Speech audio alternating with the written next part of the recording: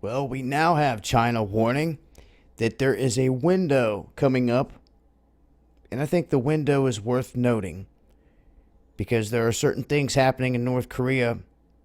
And if you look at North Korea's history, what they've done in response to elections, they go down in South Korea and then hold tests, whether nuclear test or missile test.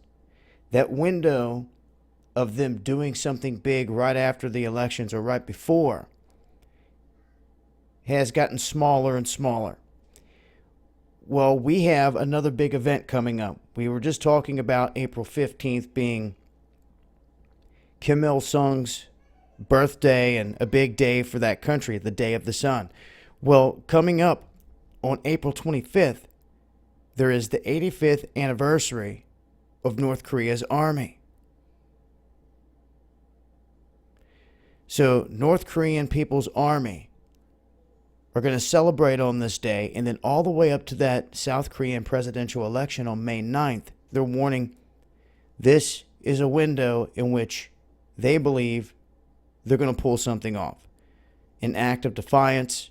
It may just be another missile test. It may not be the nuclear test. But these are statements that are being made by China, and now they're putting out a little bit deeper threats than before. They shut off the coal. For those that missed my last video, I was talking about how China just was doing these drills with a brand new destroyer off to the west coast of North Korea, out in the Yellow Sea. I mean, just popping off missiles left and right. A live fire drill. Yes, this was while Pence was in South Korea, but they didn't seem to care. Maybe they knew that this was coming, an act of deterrence.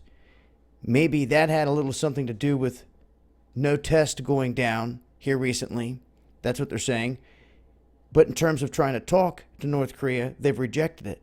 They tried to send their special guy, their envoy, down to the Korean Peninsula, and Kim Jong-un rejected him. So they're saying there's this window of highest possibility of a nuclear test, and it kicks off with April 25th. April 25th seems to be a key day,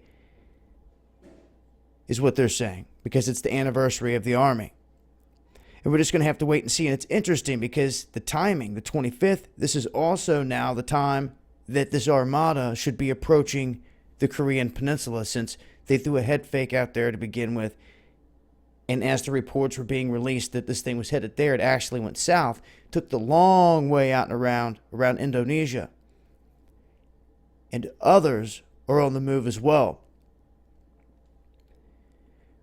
But I just wanted to throw that information out there so people understand the importance to them in terms of some of these days ahead.